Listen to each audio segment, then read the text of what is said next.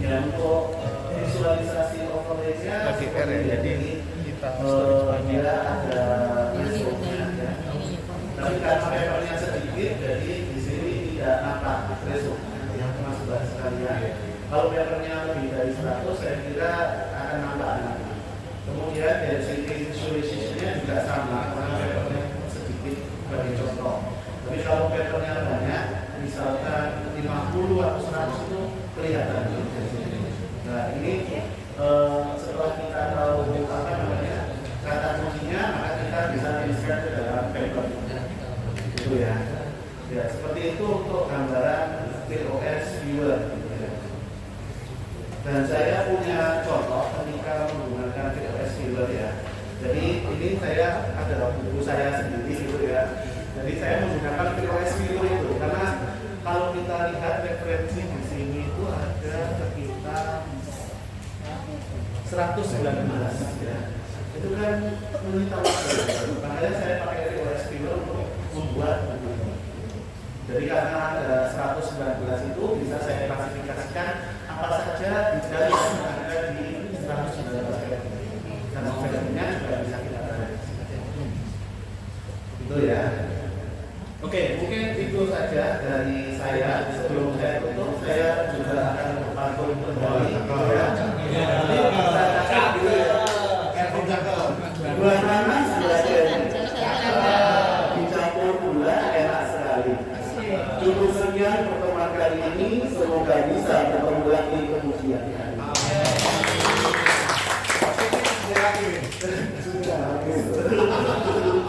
Oke, assalamualaikum warahmatullahi wabarakatuh dan selamat pagi semua.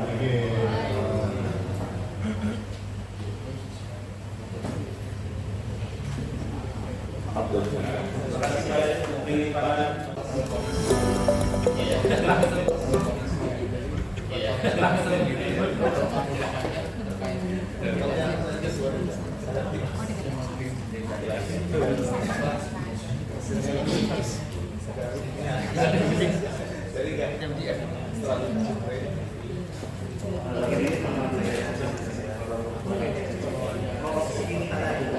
sebenarnya mahasiswa S1, S2, S3 itu pasti tulisannya itu beda ya. Mahasiswa saya S1 saya tulisin tadi dia seperti sudah tahu tingkatannya tinggi. Maksud saya ngomong, kamu jangan pakai ya. S1 itu tidak mungkin ngomong tinggi-tinggi seperti itu. Saya ngomong gitu ya. Kamu pakai ya kan? Iya. Akhirnya kan ketahuan gitu ya. Prof juga gitu ya tahu. Kalau kalian bahasanya ya, maksudnya di sini menulis paper gitu ya. Kalau papernya itu high quality terus kata-katanya ilmiah sekali, nah itu pasti jadi sudah tahu prof kita, betul. Karena di luar negeri itu profnya mempersiapkan negara Indonesia. Tapi iya, jadi perkembangan sama pun dia harus karena kalau saya ditanya itu juga seperti itu. Saya mesti ditanya-tanya ketika membuat satu paragraf itu dari apa maksud ini? Nah, kalau saya tidak bisa jawab, ya otomatis dia mempertanyakan ini kerjaan atau bukan? Jadi bagaimana caranya supaya punya ya kita tulis sendiri di memang gitu, ya. Sebagai ChatGPT itu tadi sebagai penyempurna itu boleh sih. Tapi jangan langsung ChatGPT buatkan saya pendahuluan atau apa gitu saja ya, karena itu nanti mengambil punya orang. Tapi kalau masih dari awal ya walaupun grammarnya mencong gitu ya apa ya, asalkan kita sudah punya tulisan kemudian kita membuat ChatGPT ini saya rasa itu mungkin profesor tahu gitu. Karena ChatGPT ya kalau itu memang seperti itu dari saya ya seperti itu.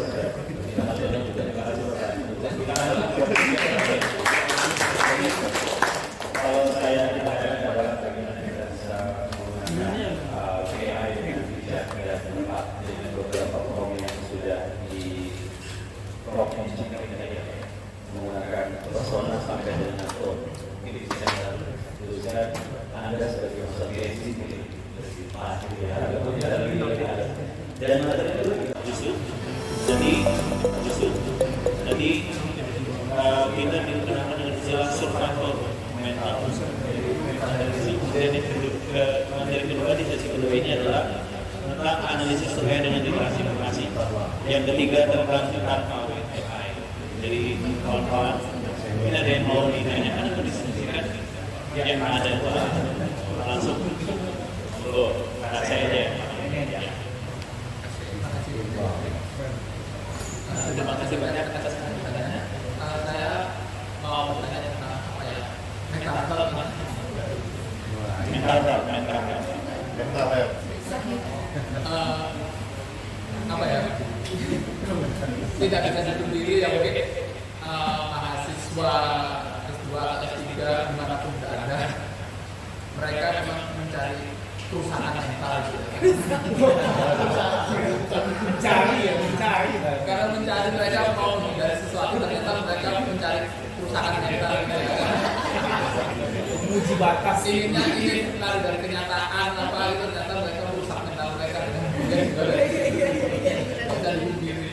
Tapi memang gimana ya, itu kayak memang penyakit mahasiswa gitu, dimanapun berada, S2 atau S3, yang masalahnya mungkin kita sendiri nggak tahu kondisi itu, karena ketika kita kuliah ada tugas sebar tugas, terus kondisi nilai kita baik-baik saja atau data kita loncat-loncat gitu ya, mungkin saya langsung pada kondisi sosial kalau kita ambil teman, kadang kita merasa sendirian, kesepian gitu, atau seperti berjalan di jalan yang sepi sendirian gitu.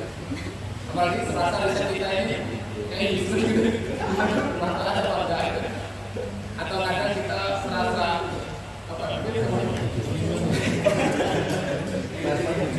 kayaknya ini konseling ya, konseling juga pada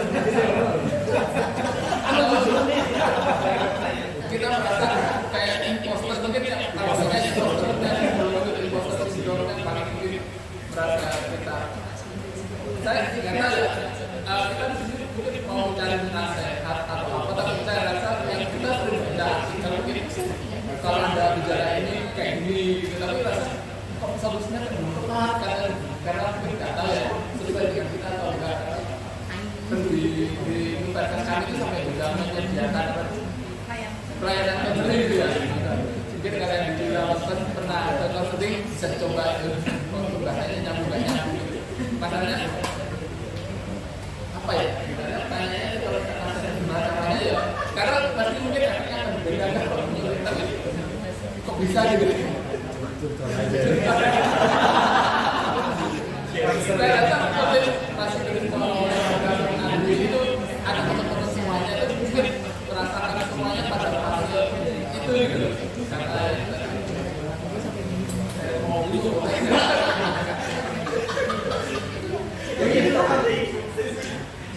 terjebak aja semua, karena kayak tadi di materi tadi kan harus banyak berkomunikasi dengan luar dan tapi tidak mengungkapkan itu kan hilang. Sebenarnya kalau ada